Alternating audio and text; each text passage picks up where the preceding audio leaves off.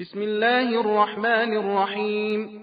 إذا زلزلت الأرض زلزالها وأخرجت الأرض أثقالها وقال الإنسان ما لها يومئذ تحدث أخبارها بأن ربك أوحى لها يومئذ يصدر الناس أشتاتا ليروا أعمالهم فمن يعمل مثقال ذرة خيرا يره ومن يعمل مثقال ذرة شرا يره. بسم الله الرحمن الرحيم.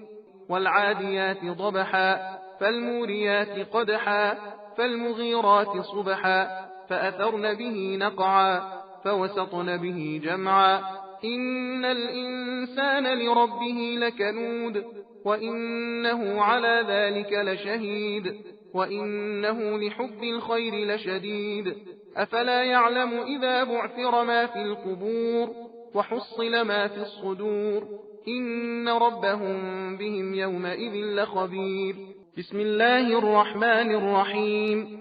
القارعة ما القارعة وما أدراك ما القارعة يوم يكون الناس كالفراش المبثوث وتكون الجبال كالعهن المنفوش فأما من ثقلت موازينه فهو في عيشة راضية وأما من خفت موازينه فأمه هاوية وما أدراك ما هي نار حامية. بسم الله الرحمن الرحيم.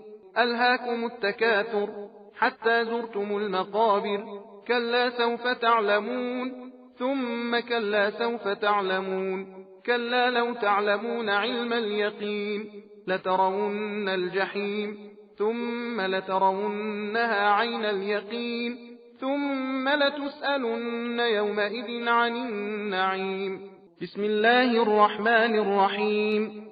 والعصر إن الإنسان لفي خسر إلا الذين آمنوا وعملوا الصالحات وتواصوا بالحق وتواصوا بالصبر.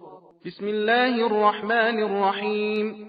ويل لكل همزة لمزة الذي جمع مالا وعدده يحسب أن ماله أخلده كلا لينبذن في الحطمة وما أدراك ما الحطمة نار الله الموقدة التي تطلع على الأفئدة إنها عليهم مؤصدة في عمد ممددة. بسم الله الرحمن الرحيم.